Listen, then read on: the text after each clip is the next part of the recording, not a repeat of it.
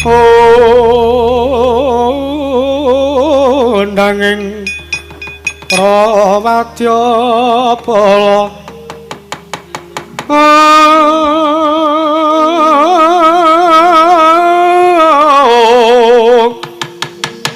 Asor tambur miyang suling mepandhen dalutak miwah bandera kakandha mawarna-warna pindha jaladyan asri kaworyan ong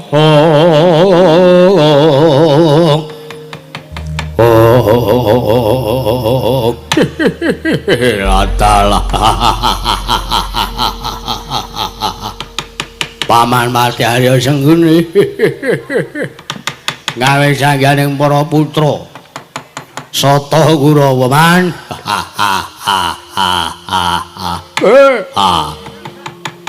ingkang putra Banjar Jengot pun tur sasana kula nyadhong dawuh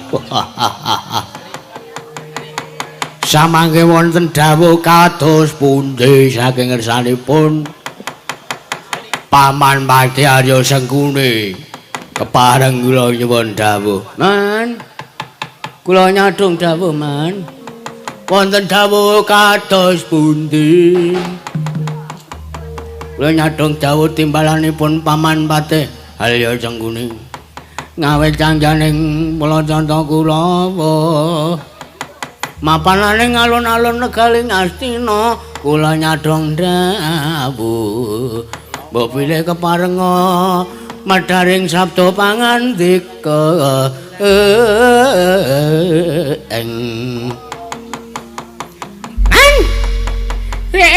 engkang putra pun traksi kula nyadhong dawuh man samangke wonten gleng gleng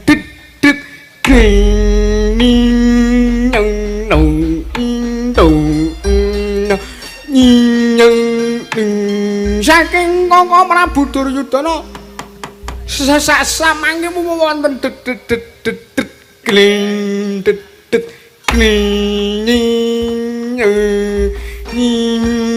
kados pundi man mbok bilih kepareng samangke Paman Mati Arya Sengguni peparing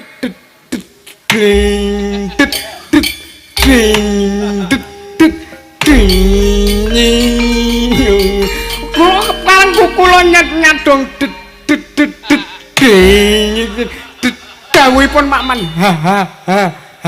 Arya Sengguni Paman Harya kok ayu kukula nyadhong dawuh man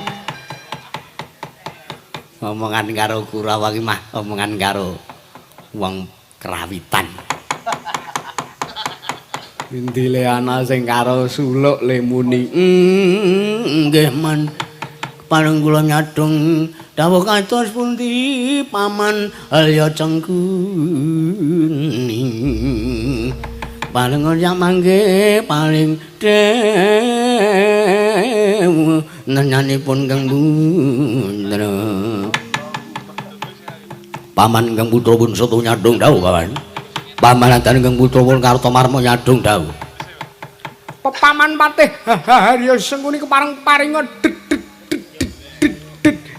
wis ah ora rampung-rampung nek omongan kowe dur wonten dawuh aja kaget Kurawa tak lombokke ya le mboten man kaget kados pundi ternyatipun sampun dados kewajiban para Sata Kurawa pendak-pendak dipun awe pramila kedah nyaket sing adoh dicerake sing cerak diraketke nyadong dawuh lho kula nyadong dawuh Paman Patih Arya Sengguni kula nyadong dawuhipun iki ngene bakone ora sangkokian gunung sing tanpa guna saripun terus pundi iki mau awake dhewe lagi wae ketekan dayoh Nalindra Yaksa Nalindra sawi pundi man Nalindra kliang kabur kanginan kindang kebaratan tanpa papan tanpa dongkon. Ingkang jejuluk Prabu Kumbara Yaksa. Ingkang ngandhake yen to dheweke saguh. Ya kuwi gawe srana langgenging wahyu pulung ratu ingkang mapan ana ngangganing kadangmu Banowati.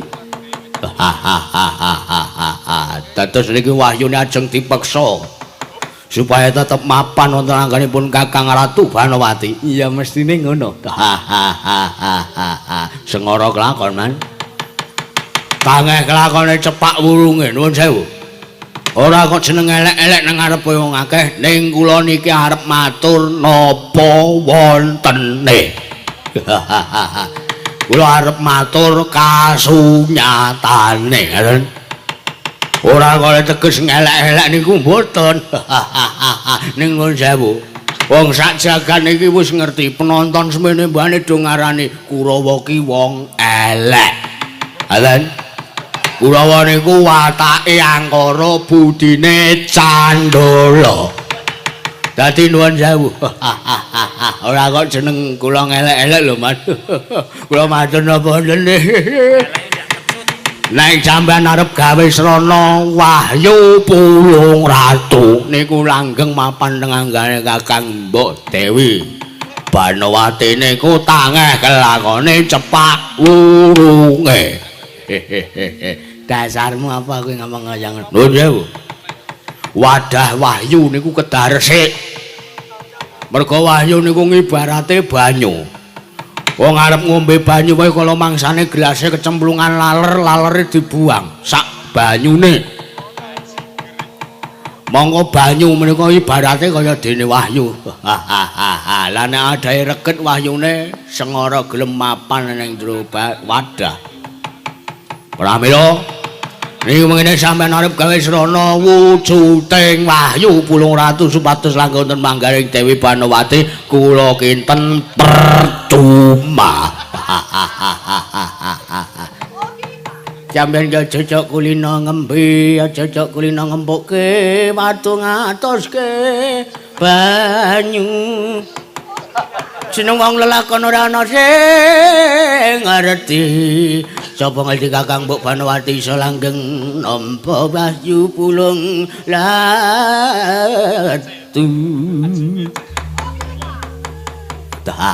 Kowe ngopo kowe? Kowe arep nyantulane rembuke wong tuwa. Ha ning nggih monggo. Nek kira kinten iki mengke Kurawa didhawuhi supados mlapat tindake Prabu Kumbara Yaksa, Dursasana izin kula absen. Ora arep melu mboten. Pun man, bangane mungkin teng dalan ngrekoso. Urung nek ketemu mungsuh. Nek ketemu mungsuh mengke Kurawa perang kalih mungsuh. Pun to, dalang endi mawon Kurawa mesti kalah. Aden. Dadine sampean arep golek srana supaya wahyu pulung ratu langgeng manjing dengan Dewi Banowati percuma. Ora guneman karo kowe ora arep melu ya kono. Dur. Kula kudu kowe dur mau gati iki lho. Kula wonten dawuh Paman Parjalya cengkune wonten dawuh kados pundi. Tung tung tung blok.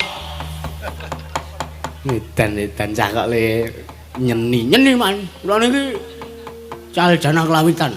Weh, iya. Budal e. Nggih. Nek Dursasana rasake budal ya wis men rasa dijak, engko ora entuk bayar. Oh, melu nek ngaten. Iki napa kaya ngaten iki wong ikhlas ngaten iki melu mengmel nek bayarane coba. Lombengan apa? Niki oknum Kulawa man niki tenan Kulawa niki. Oknum Kulawa niki dul cocona niki. Cangkemmu wae menengo wae ora. Nggih, nika man, ngesalaken dawuh. Badhe tumuju dhateng pundi? Ora kejaba iki mengko bakal sowan ning pertapan Kendali Sada.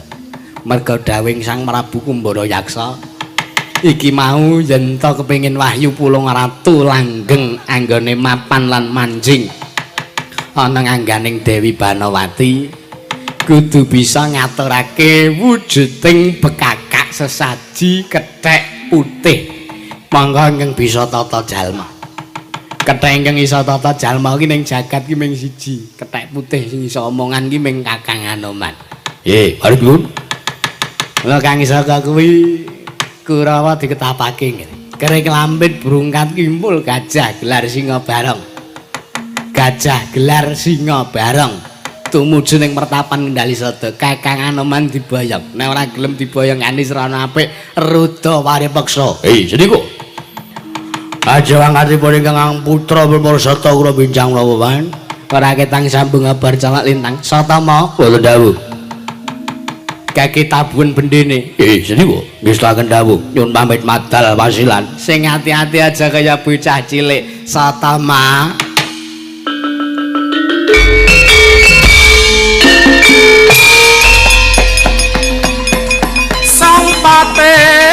Sigra hanata baris nyawiji gumolong dampyak gumregut lampahe binarungku prawatana gate gumelar beki surake gumara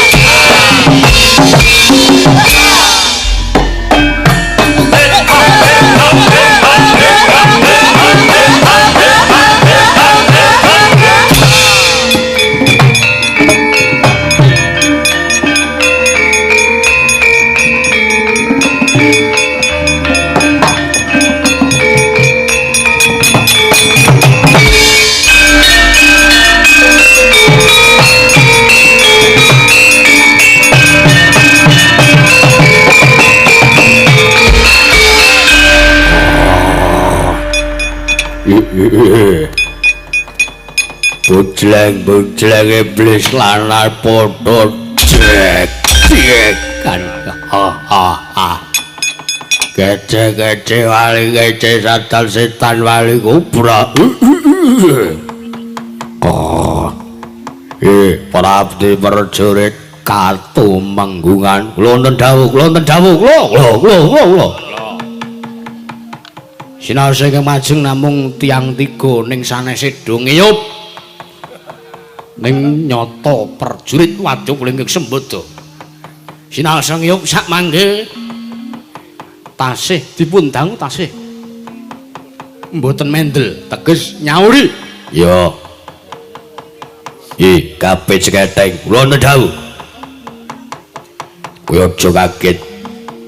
Dina samengko aku nampa dawuh Sang Prabu Duryudana.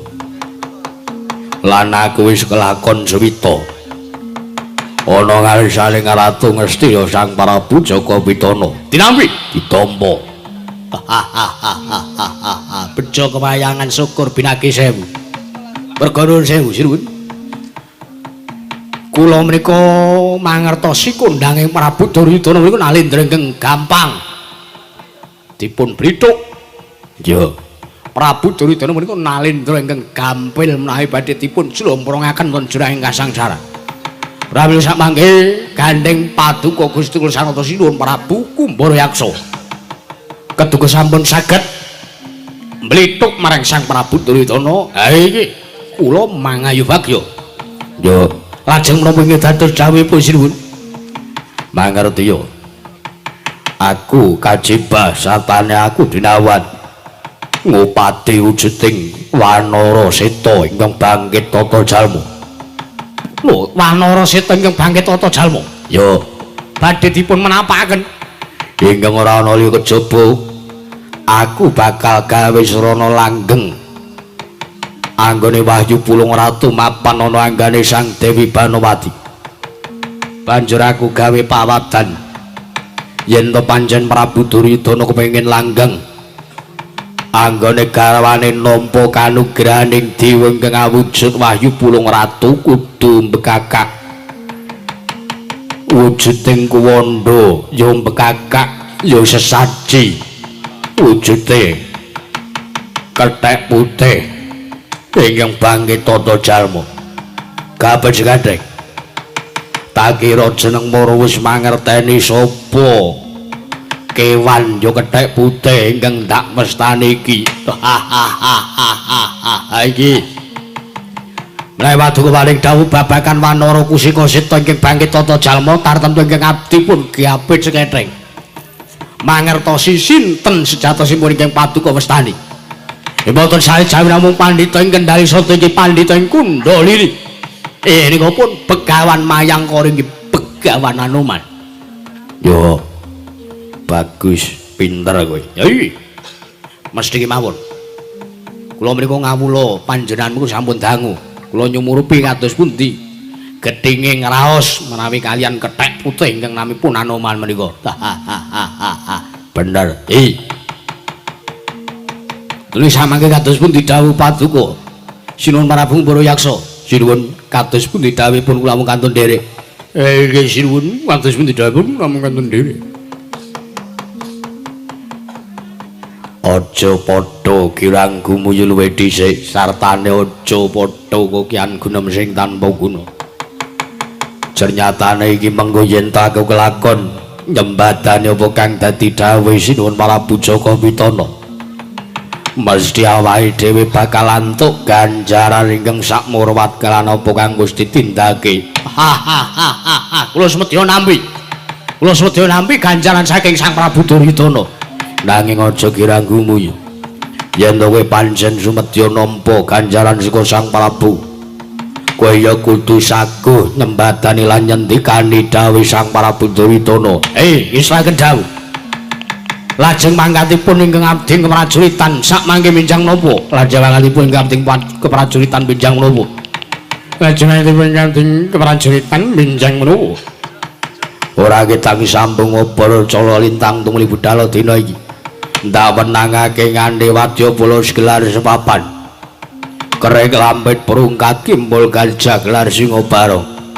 Wadyabala demit, wadyabala bajul barat, wadyabala prajineman kabeh digandhi. Istaken dawuh. Sampangke ngabdi gapit pun gapit sketheng kula keparang nyuwun pamit madal wasilan. Sing ati-ati aja kaya bocah cilik gapit sketheng lan kabeh wae.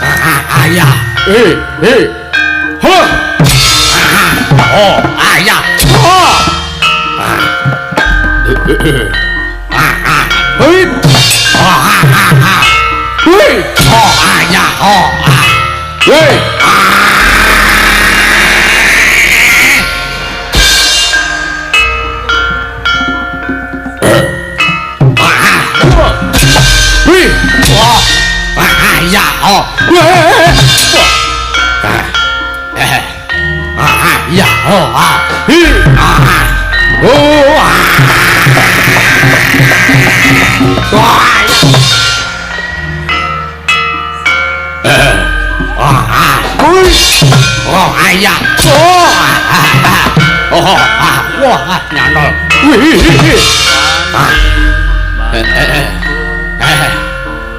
Aku ya iso muter-muter padhake apa. Wah. Walah, ora nyantol ngene wae.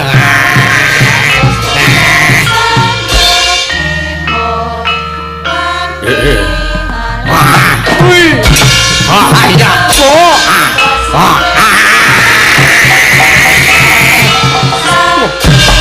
bahaya.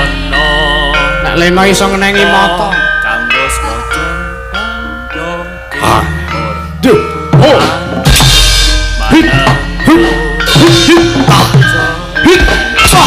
Wah, nanggori.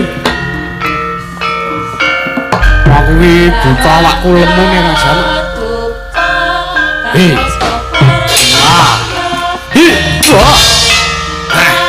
Aku ya iso.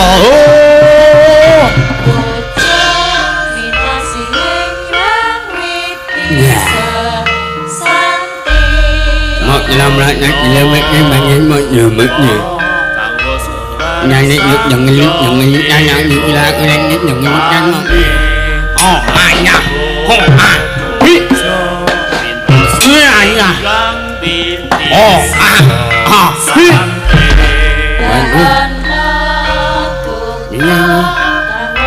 là nhung nhanh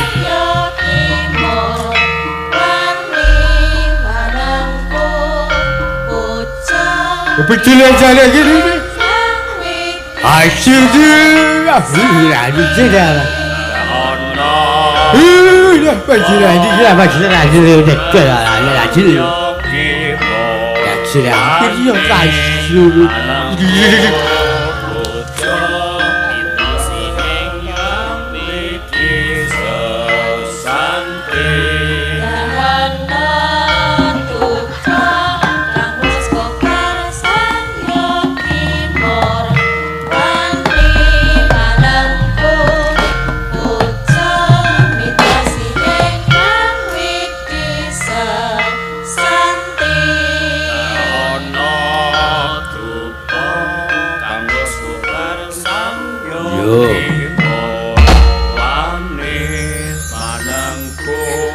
Muk sura marata jaya marata imbang yen padha-padha kece-kece wali kece sata setan wali kobra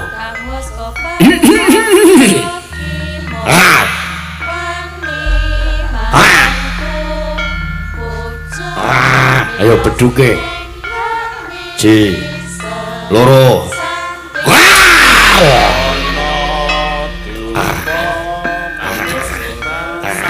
untre wah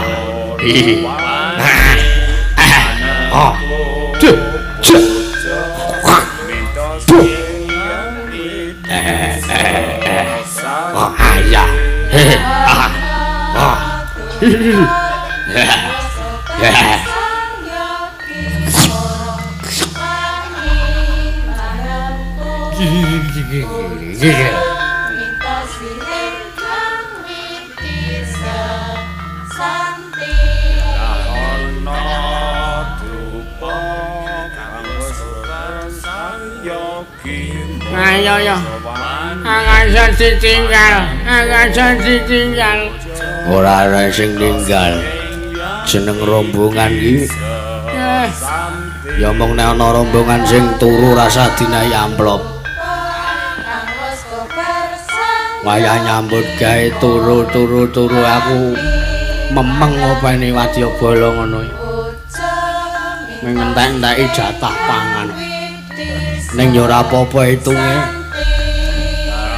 ayo aku cintane iya aku ora gawe aku ora turu aku ora sak turu nek wayangan aku ora tau turu ayo apik ya men aku nek wayangan iki mumet saka mumet sirahku dadi tak nggo turu padha wae aku turu ya padha wae jare ra tau turu aduh iki piye iki sirahku mumet terus apa tak cepote wae aja nang apa kowe lan disirahi wagu ora enggak gas. Wis ora mumet. Wani manangku bojo ngantos ing yang widi apa kuwi ming tengkorak ndas tok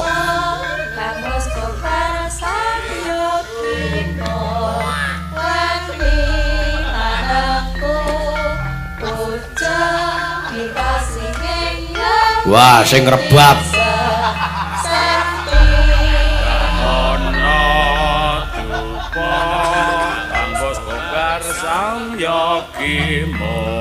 persis sing rebab manangku bojo minta sing sik krungu kowe rombongane sapa nggih rombongan mriki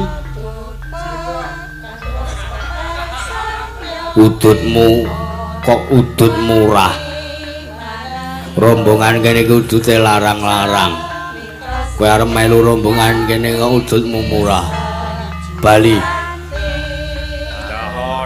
wah mongko iki tenor tenor ku nek ning ndaku kono kondang tenan manangku bojo minta sing yang iya biyo santi apa iki aku ki rombonganmu dhewe sembok wedeni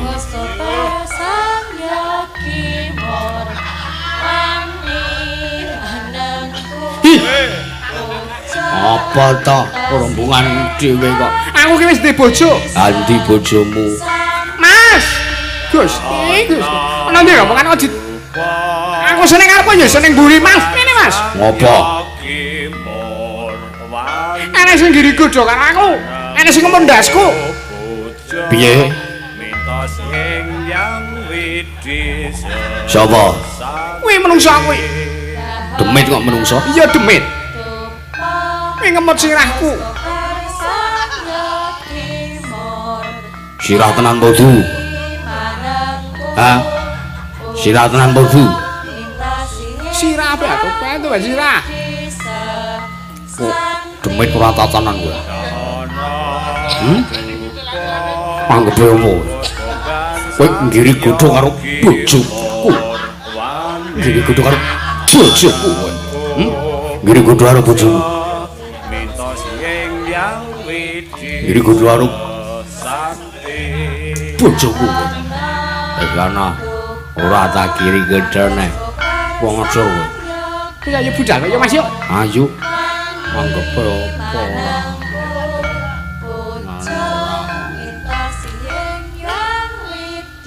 apa meng ora enek-enek kok ming sak jahe kendel-kendelke asu ditane kowe kok ora iso bali manangku bojo minta sing yang bisa santi kowe ngopo kowe njaluk didoni apa piye kagak ya ya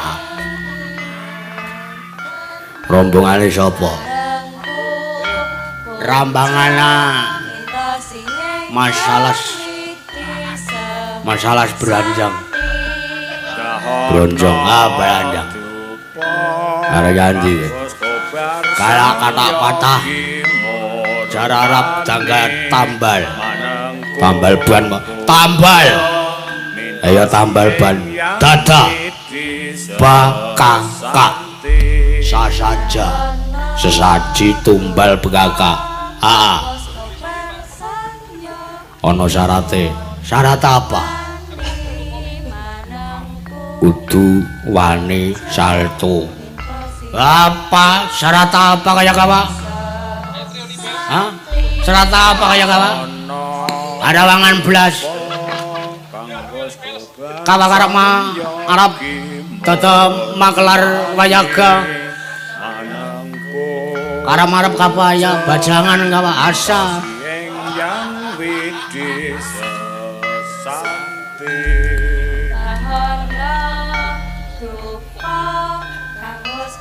wah kelana cedhit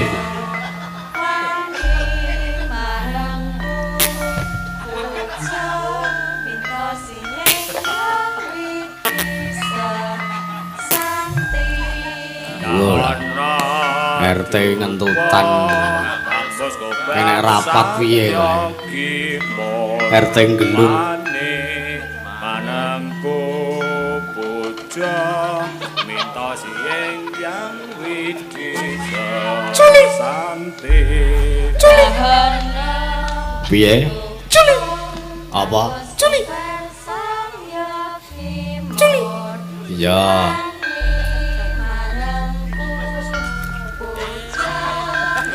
Wah, wis modar tambah modar pindho kowe. Ya apa? Kang wis obar saya kisah wani. Sopo kowe? Lantip apa kowe?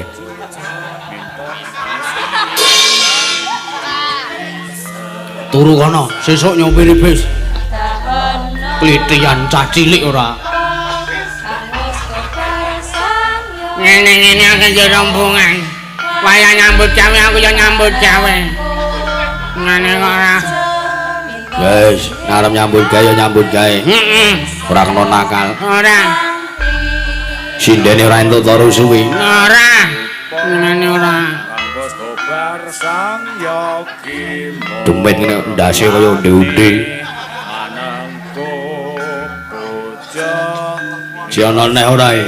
yang didisa. Lah isih ana tak jipukane wae. Ya kene jipuk kene. Ah, ngene. Ora dicengkiwe ngene kuwi senengane aku sok kesuwen lah. Kene, ah. Nah, Pak, pandasku dikletak. Wis bon.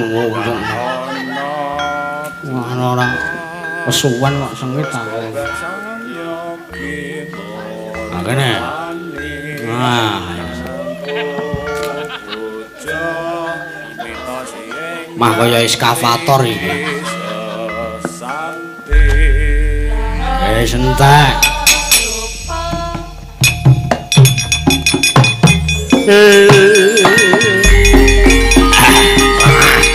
Woi, ja.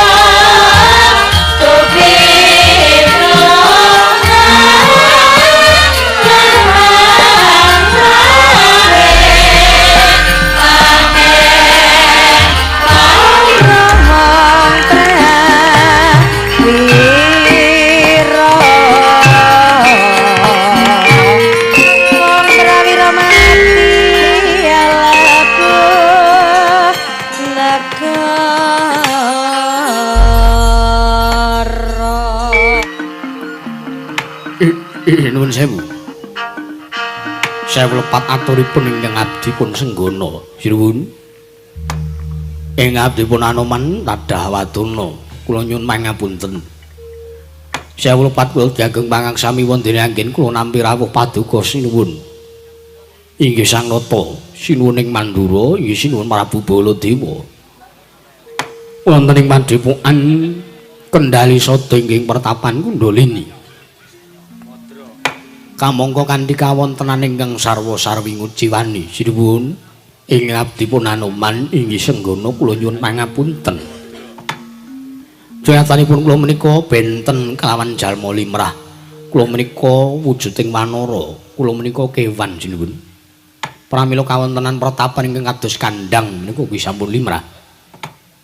Pramila sinuwun Prabu Baladewa. Kula kinten sak mangke lan kula suwun Kasta paring pangapunten dumateng jasadipun Anoman sinuwun. Nggih, sarawipun sinuwun Prabu ing Mandura. Wonten ing pertapan Kendali Sada kula ngaturaken kasugengan rawuh paduka sinuwun Prabu Baladewa mungya mangke karaharjan sinuwun Prabu Balarama. Ya jagat pangestu Kurwaya Punara jagat Patendra Jaladewaku. Kakang Anoman yo ora dadi ngopo Kakang. Jernyatane wis pantese lan musak trepe. Yen to kanana ing pertapan Kendali Sada kaya mangkene. Nanging ora dadi ngopo.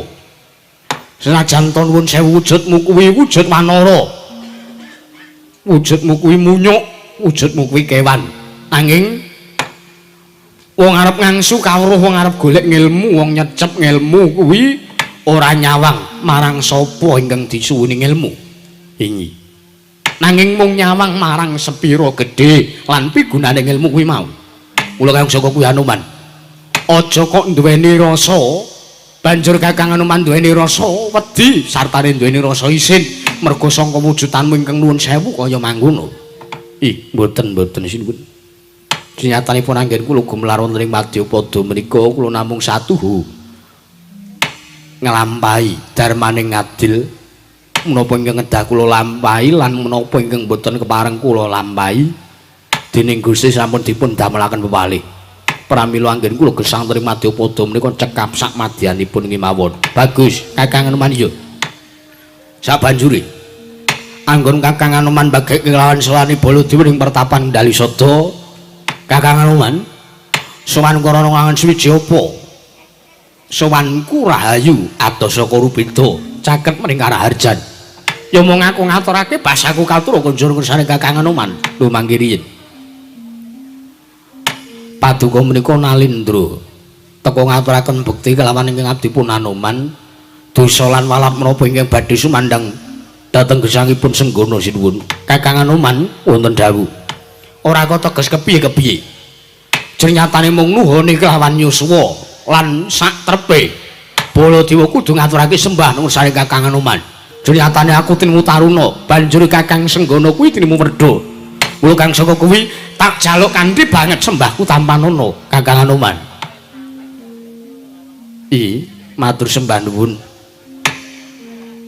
Kula tampi sembahipun sinuwun Prabu Baladewa dawah sami-sami. Mugi anggen kula nampi sembahing Nalindra mboten nampi siku dendaning Jawata. Ora bakal. Jawata duranti siku. Inggih. Wah panjenengan mriku wiwit riyen ngantos sepriki gecolipun tasih sami. Kakang Anoman wonten dawuh. Bloko suta aku tak lancang matur nuwun samu. Babakan wigatiku sowan ngursane Kakang Senggana Kendali Sada. Lah menika kula dereng dangu bab wigatos malah sak mangke paduka sampun kepareng badhe walaka bab wigatosipun. Yo. Aku arep takon ngursane Kakang Senggana. Kados pundi sinuwun? Apa sing dadi ya kuwi sabab lan apa kang ndadekake Kakang Anoman ya Kakang Senggana bisa umure nganti bisa dawa kaya mangkene. Wiwit biyen Kakang Senggana nderekke marang ateking Sang Prabu Rama Wijaya ning negaring Pancawati nganti seprene Kakang Anoman isih tuhu momong kelawan para Pandhawa. Kakang Anoman, apa sing dadi sabab lan kuncine apa? Kakang Anoman sak mengko bisa duweni umur dawa. Mbok Baladewa tak krungu. Mbok menawa mengko Baladewa iso ngecake satemah umurku uga bisa dawa karo padha kaya Kakang Anoman. Kuwi wigatiku. Nggonku sowan ngursamu Kakang. Nuwun sewu sinuwun. Menapa mboten badhe dipun anggep lancang. Menawi sak mangke kula matur napa wontenipun. Tak anggap lancang sebab apa merga kuwi pancen nyata. Kasunyatane Kakang Anoman umure dawa. Lah apa ingkang dadekake jalaran kunci saka Kakang Anoman iso duweni umur kang dawa, ya yuswa kang panjang. Nuwun sewu. Kula menika badhe matur kawontenan ingkang magepokan kalawan ingkang rayi. Kajernyatanipun ingkang dados saken srana yuswanipun ingkang abdi pun senggono saged panjang kados mekaten menika awit kula sinambiran kewajiban lan sinambiran pakaryan ngreksa kelawan nangganing ingkang raying Ndrawati. Lho, ana sambung rapet apa kelawan Yayi Prabu Ndrawati?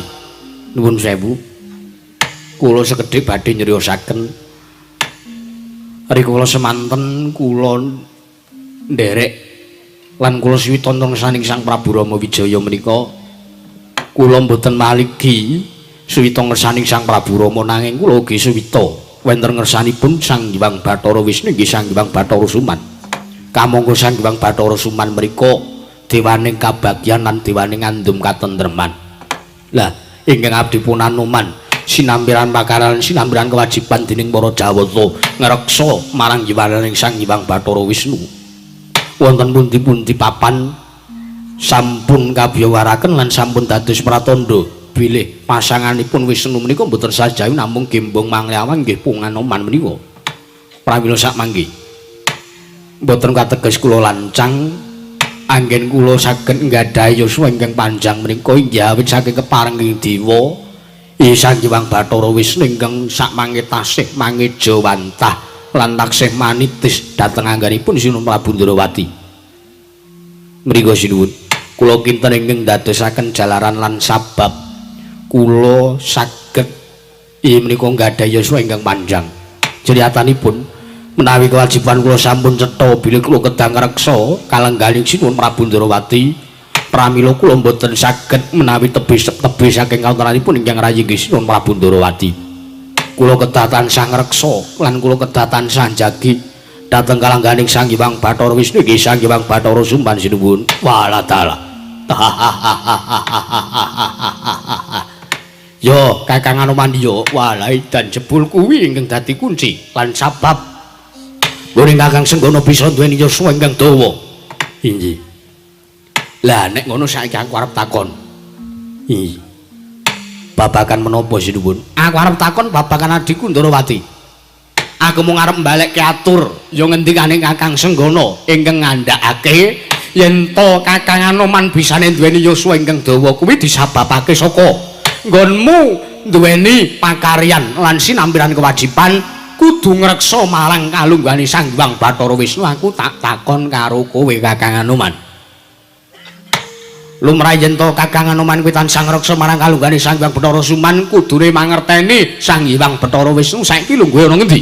Lho mangke riyen Sang Hyang Bathara Wisnu inggih lenggah wonten Praja Negari Ndrawati awit manitis wonten angganing Sinuwun Prabu Kresna. Ora ngiler ngaten to sinuwun. Waladalah. Bener nanging durung bener Kakang. Ya bener. Yen to lumrahe Sang Hyang Bathara Wisnu kuwi mapan ning Praja Negara Ndrawati merga nitis ning anggane adhiku Kresna. Nanging kawuning ngono Kakang, ngertenono yen to samengko wis ana tulung candra ring kalunggan saiki Yayi Prabu Ndrawati oncat Yayi Prabu Kresna linggar saka negara Ndrawati. Kamangka ora ana babane ingkang menga andha kang tinumpuk banon kang sumendhe. Samengko Yayi Prabu Ndrawati oncat saka negara ing Ndrawati ora dimangerteni nang endi papane. Baladewa wis ora kurang-kurang nggonku goleki sataning Upati Sarat Srana Karti Sampeka srana ngrawuhake Brahmana winasis 1000 sugata miyang para nimpuna. Kinarya Upati ana ngendi durung Yayi Prabu Ndrawati? Wondene Gagar Wigar Tanantuk Karya. Lah mula gandeng Kakang Anoman ngaku sartane bloko. Yen to sakmengko Kakang Anoman kuwi kewajibane ngreksa marang kalungguhane Sang Hyang Bathara Wisnu. Lah mula baline adhiku Ndrawati baline Sang Hyang Bathara Wisnu saka tangane Kakang Anoman. Ora bali ya saka tangane Kakang Senggono, Kakang Mayangkara. Waduh. Teko paduka nembe paring dawuh sak menika bilih Gusti kula ing Ndrawati oncat. Lho piye? Kowe mau ngomong. Kowe mau ngendika, Kang? Yen to kowe mangerteni marang sak mobahmu sik Yayi Prabu Ndrawati merga kowe mangerteni sak mobahmu sik Wang Pikulun Bathara Wisnu. Lho lha nggih. Lho lha iya. Lah kowe malah lagi ngerti perkara iki. Masa Baladewa mantun sare Kakang Anoman. Ora engko sik janjane pakaryanmu iki ngopo? Nggonmu sinampiran kewajiban saka para dewa ngreksa kalunggane Wang Pikulun Bathara Wisnu. Kowe iki mung mangan gaji wuta ngono apa piye? Lah kok nganti kanane adikku Ndrawati oncas saka negara Ndrawati malah Kakang Anoman lagi weruh, lagi pirsa yen to Baladewa omong. Iki nek Baladewa ora mung sane Kakang Senggana, tak kira sengara Kakang mangerteni babagan wane adikku Ndrawati. Sampun. Kula kinten boten sadipun penggalih, sartanipun boten sadipun rembag kanthi sarana gontokan. Ora kon ngrembug sarana gontokan piye? Kowe iki tukang ngreksa ning goblok kowe iki. Jare kowe kewajibanmu ngreksa kalunggane adikku Ndrawati kalebu Wang Pikulun Bathara Wisnu. Lah kowe wah, piye Kakang Anoman? Sampun. Mahe samangkestu.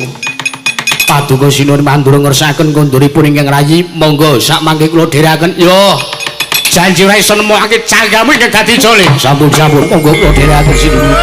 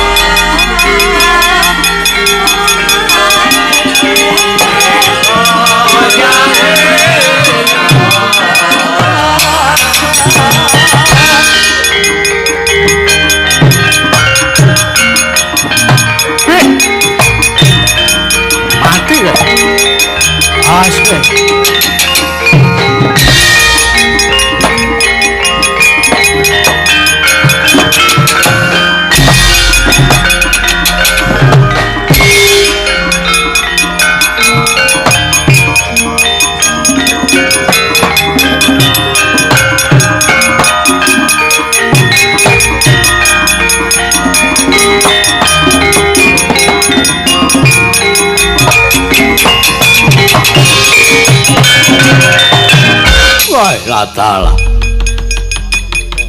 panus main jajalanan iblis lanat bedebah ora tatanan ora pangling sing ngadang ning tapel wates pertapan Kendali Soto Setyaki ora pangling Surtayuda tak sawang Kurawa padha tata glaring baris segelaris papan arep tuju nyandi tutu wigatimu.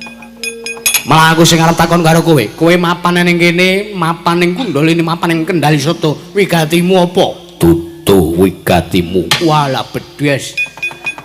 Menungso ora tatanan. Yo bales dendam kowe karo aku. Yo saiki aku karo kowe ming padha-padha ora tak wene ngerti wigatine. Aku ora mene ngerti wigatiku mapan ning kene, kowe yo ora mene ngerti wigatimu mapan ning kene. Prayogane, ayo. Prayogane kowe gelem minggir apa ora? Kowe ora minggat saka marangmu kok tak kelakon. cekel sirahmu antil dadamu gelang saran ora inget ora mengko dhisik perkarane apa aku kepo sing golopo karo para Satakurawa kowe ora gelem minggir merga iki dadi dalaning para Satakurawa nggone bakal tumuju ning pertapan Kendali Soto wigatine apa engko tak ngaturke nang sae Kakang Anoman ora iso mergo Kakang Anoman samengku ndereke lawan tindakku wah lah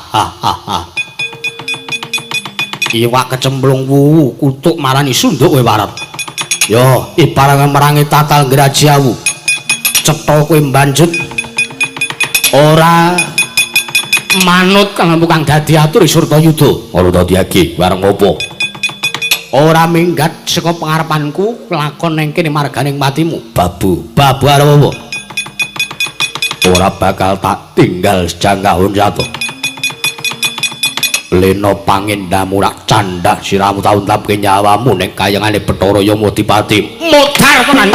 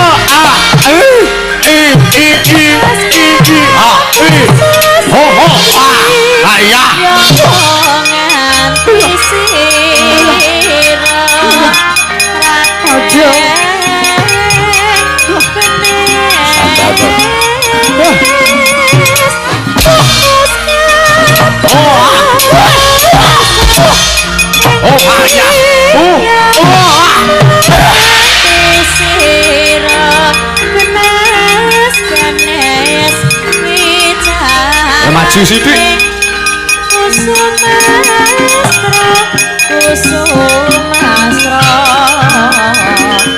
Yo.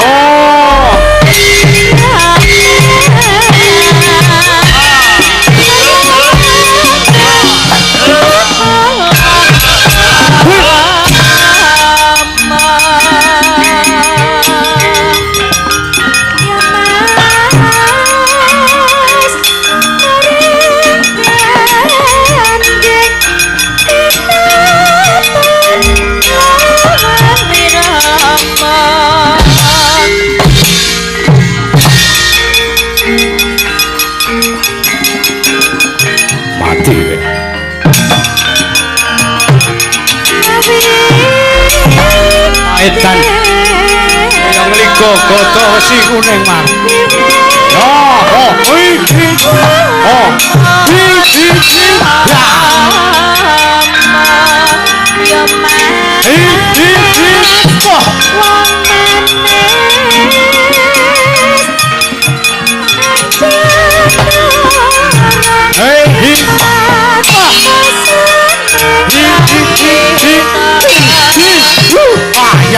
oh jawian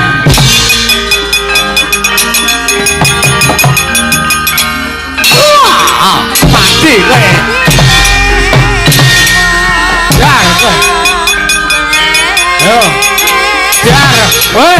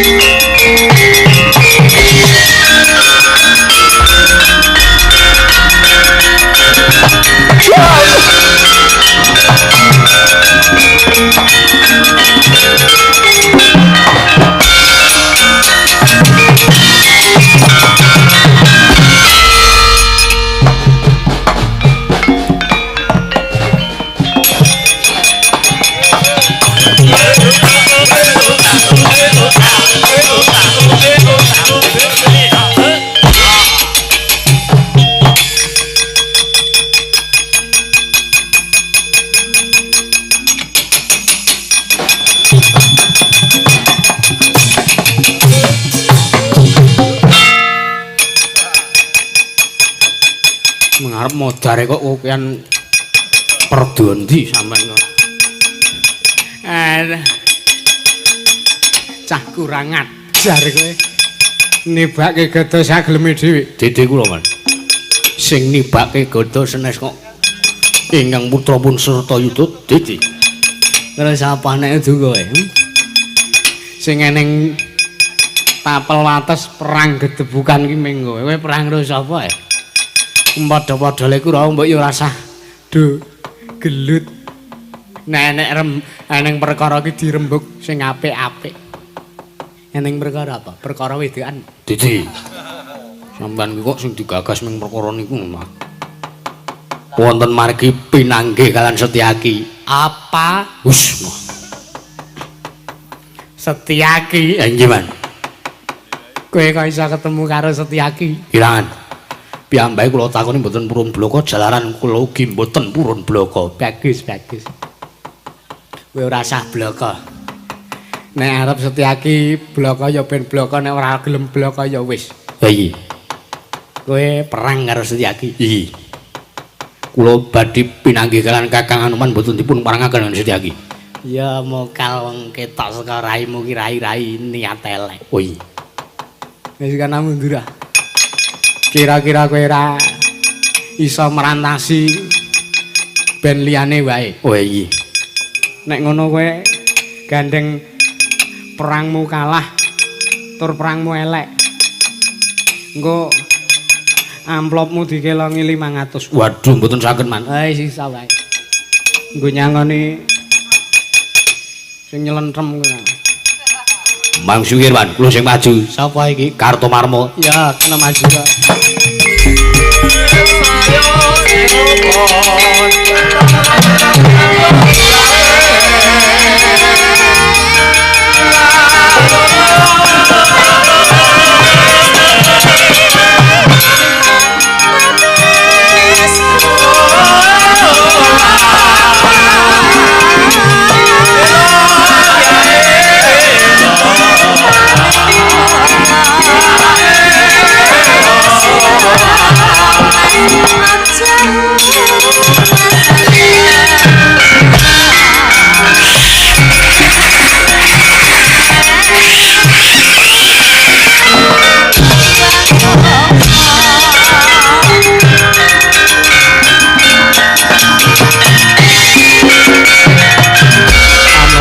Pracandha seta cocak rawon kaprimendha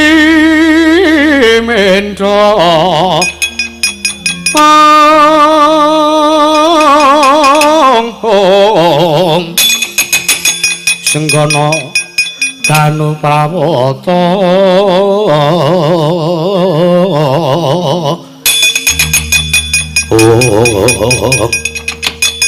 edan Anoman mere ciat. Lho.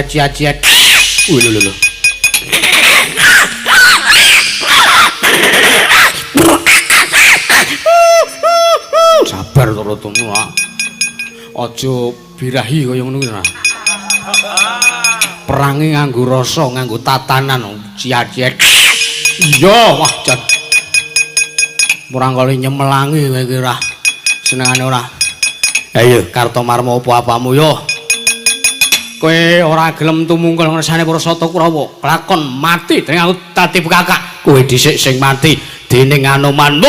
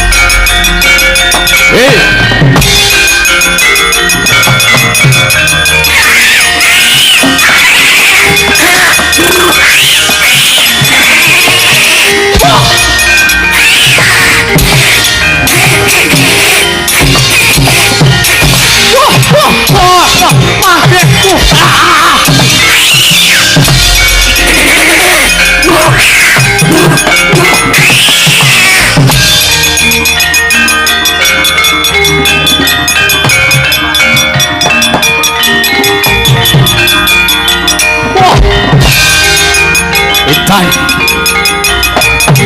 Oh. Kener sirahe. Kener dadane. Kener wudele. Kener dengkule. Mati weh.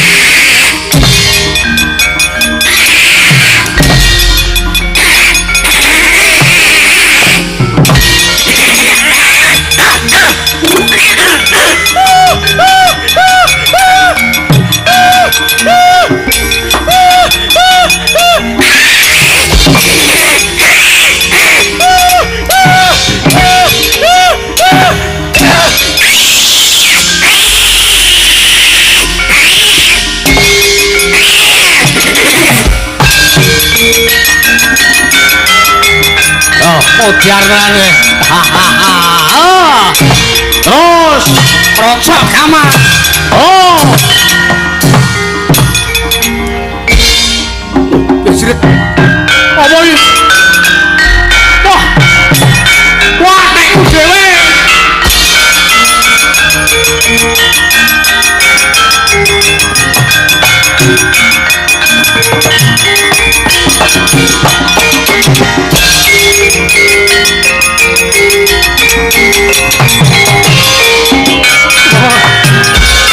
Edan. Piye kar jenengmu sapa? Kartomarmo. Wah. Waduh. Wah, ngapa ya? Kok ngos-ngosan kaya ngene ngapa? Kesel man. Lho. Setyaki iki tandange kala mangsa alus. Ning begitu nah. Mbasa Setyaki ngantem ning sirah mapang. Neng sirah cumleng. Piye? Mungsuh kula Senes Setyaki. Terus iki pas meng level 1 kan dadi apa? Edan sumuke ngejo. Ngejo ki apa? Wong kene ora dong basa ngejo. Ngejo niku banget. Ngoten. Terus mungsuh kula Anoman. Piye lah? Mungsuh Anoman. Nggih. Lah kok ora mbok cekel ya? Ajeng yang pripun? Ajeng kula cekel niku werite Raja Mak. Lunyu kaya welut. Lho. Jane sidane Anoman iki kethek apa welut? Kethek. Ning lunyune kaya welut. Ngono nggih. Ambek dilapi nek lunyu. Sampeyan ki wong tuwa kok semono. Wedan. Jebul temune Anoman tenagane isih rasa man. Lah iya. Isih kaya ndek enom. Lah iki. Kula riyen niku nonton nggen kaset Anoman tenagane pol. Sakniki kok saya pol, saya elok niku sing diombe apa? Biomoringa, Mbak.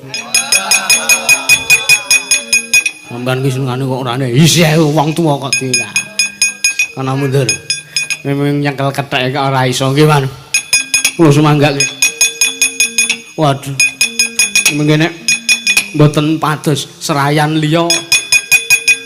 Ya wis. Sapa Kurawa sing urung maju? Kabeh kudu rata. Kabeh sapa Kurawa sing ora gelem maju perang ora entuk ganjaran saka Sinuwun Ngastina.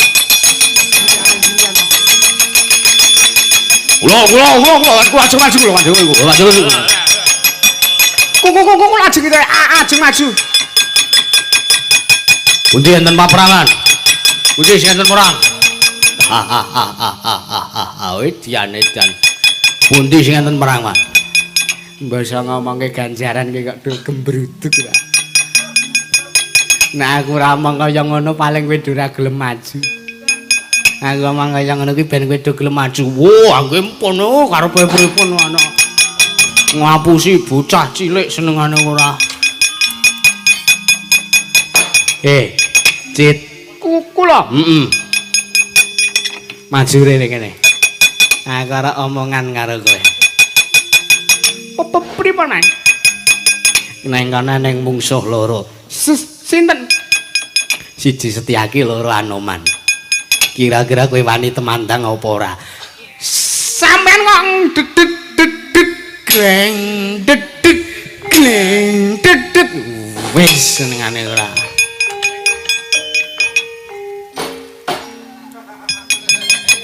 Apik teman, rombongan kula apik teman. Apik. Ayo. Gelem maju apa ora? Mungsuhe sinten? Setyaki karo Anoman. Mangsu mikir. Enggak mriki. Ya. Tak delok le, Sumbar. Dadi satriya, dadi serayan Ngastina, dadi perangane Kurawa kudu kendel. Nggih. Kejaba kuku kudu kendel, dadi kuku Kurawa niku kudu ireng. Nggih. Ben sangar. Iya. Merga prinsip sing ngajarke Bapak Durna. Bapak Durna. Jadi Kurawa itu harus hitam. Biar sangar. Oh, dadi ora ming dadi tentara tok. Nggih, Man. Arep nantang sapa? Kula ajeng mungsuh Setyaki mawon. Memerga Anoman niku senajan to. Kewan ning dedeke luwih dhuwur mriko mbangane kula. Oh iya. Nek Setyaki niku ora luwih cendhek mbangane kula. Wis gage rasa kekan cangkem ora.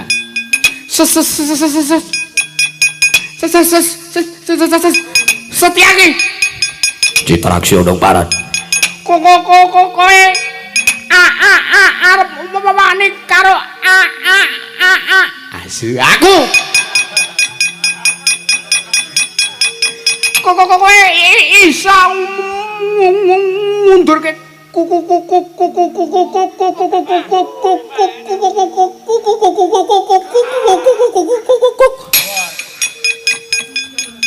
Thank you, bro. Iso ngundurke iso ngundurke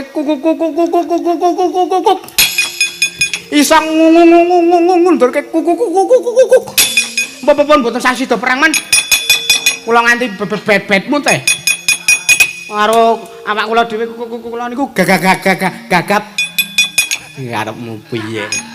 Wis nampa panjakan kok ya sida le. Wis ra merata jaya merata. Bagian padha-padha. Citraksa. Nggih. Napa sampean? Sampean arep wani mungsuh aku napa piye? Sampean arep wani mungsuh aku? Sampean nguring-nguring Kurawa ning Citraksa ora iso sampean nguring-nguring. Kula ora iso nek sampean ngapa jenenge perkosa? Apa? Perwasa, Rudha Pariwasa, kula kan maju, kula ora sudi. Derajat apa sampean? Nganti kaya sampean ratu. Nganti kaya sampean patih. Lha aku ki patih. Heeh, Ding. Telek ora cin kana kek maju. Amuk Suramarata Jaya Marata mbah padha-padha. Anoman. Onong Paran. Setyaki. Onong Paran. Kowe ora minggat saka pengarepanku lakon tinjeng akhirat nyawamu dlandeng-tandeng nyinyo. Duh. Setan ora. Wah, jan. Wah, kelire gupak. Dit. Pripun man kurang apa ora nyan. Maju perang. Lah nggih maju. Ndlandhe-tandhe nyinyo ngono kok. Mundur ki karepe piye? Mundur nek mundur tok karo ngidoni lekmu ki lho. Loh. Sori nggih kula balekne. Malah ngimbuhi wah jan. Kowe iki munyuk ora? Pripun? Ngono ki ora mbalekke ning malah tok imbuhi. Ah nggih ngapunten man kula lape mriki. Ya. Rai kok kebak jerawat kaya ngene iki. Kek bentinane adus apa ora kira-kira. Wis kana nek arep maju perang kok. Nggih man, ngisakaken dawuh. Ora minggat saka mana mati dening aku. Bocah iki nek ora tak tutke. Engko malah ming kisruh tekan kono-kono ta. Senengane anggepe ora. Amusra Marta Jaya Marta mbiar bodho-bodho. Setyaki, kowe ora lunga mati dening aku.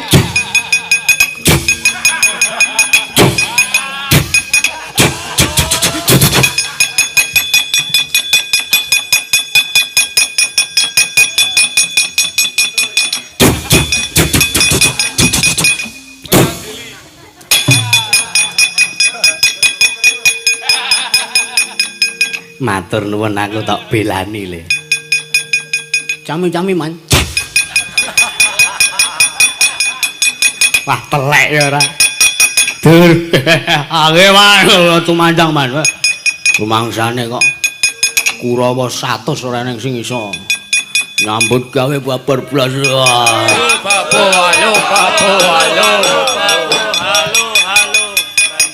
Nah ngono le. Ora nganggo ngidoni. Lah nggih. Idon-idonan ngene kaya wong ora ndidit. Endi mungsuhe? Mangsane apa ora mungsuh Dursasana ora nek sing ngono. Halo. Lah iki mungsuhe.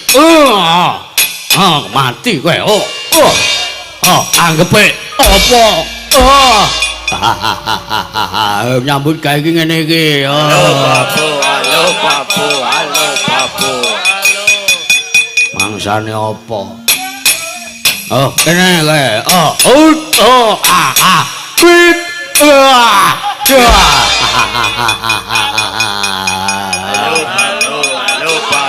Halo Babu. Ana wong telepon-teleponan. Kok halo. Ayo ndi liyane? Mangsane apa ora? Iki. Ai. Modar kowe.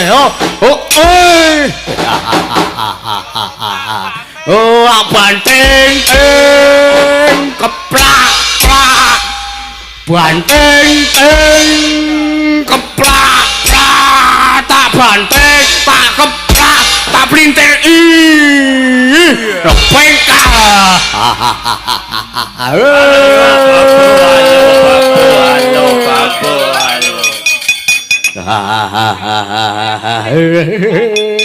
Gajalah iki gerangane iki. Edan.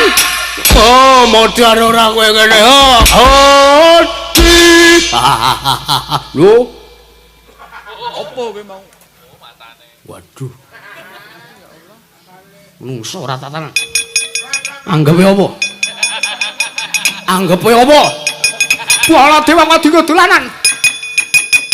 Baladewa dolanan. Rumangsane apa? Rumangsane aku dolanan ngono piye? Rumangsane aku dolanan apa piye? Rumangsane Baladewa diantem nggo banting-bantingan uji-uji tanggo keplak-keplakan. Ndi mau? Menusane mau ndi? Kurawa. Tekan ngarepane bulu tuwa idone laine.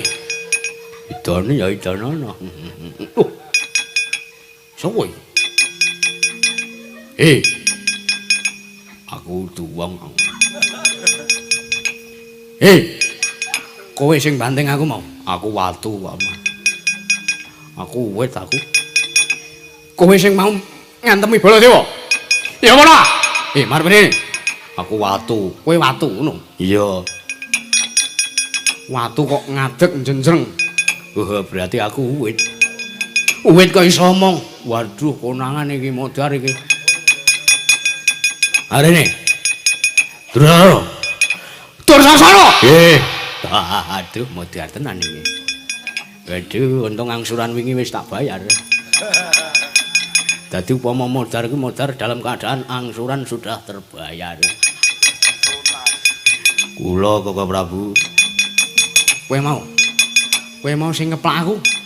Kowe mau sing ngeplak aku apa piye? Kowe njunjung aku mbok tibake, aku mbok dugang tok pengkal nganggo tungkakmu sing bar midak telek kuwi. Iya. Ora hehe. Ngaku. Kowe ora gelem ngaku matak pateni karo Nenggala. Nek kowe ngaku malah kowe ora tak kapak-kapake. Ayo ngaku. Ora hehe. Mbokmu titip anakku. Modar tenan iki wong Baladewa. Piye? Ngaku. Ora ngaku malah kowe tak gretel Nenggala. Wah, nyuwun ngapunten Koko Prabu. Kula mboten ndelok. Ora ndelok matamu merem apa piye? Nggih. TikTok kula Dursasana merem ngoten jenenge. Arep dagal. Arep dagal nggih. Kurawa keranjengan menungso ora tatan. Ayo. Kowe sing wis wani ndukang Baladewa tanggo dolanan lakone kene magane patimu. Suwe. Adi tukang raine maminggat. Hei, Kurawa minggat mati saya.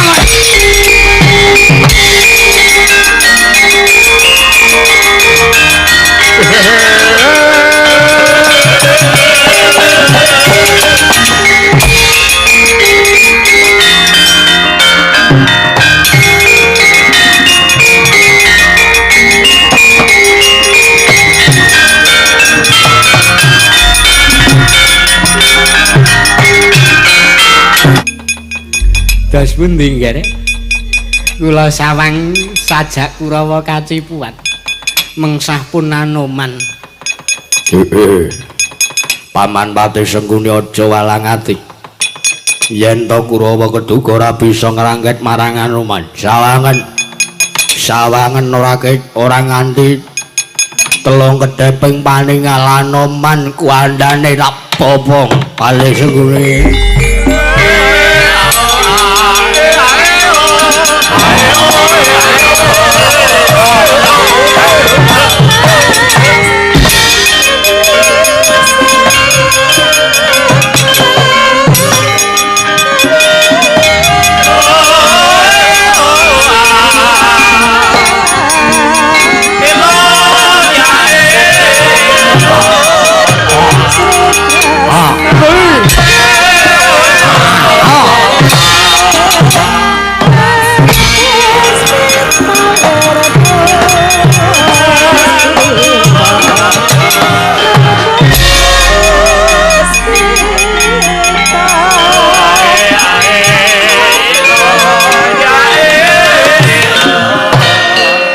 Nalika semanten Malendra yaksa kleyang kabur kanginan kendang kebaraten nenggih Sang Prabu Kumbara yaksa nggih nyoringut nyumurupi kridaning Sang Senggana ya Sang Anoman rumasten wirang-wirangaken awit keduga saged nyasaraken kridaning para sata Kurawa nalika semanten Gya Matekaji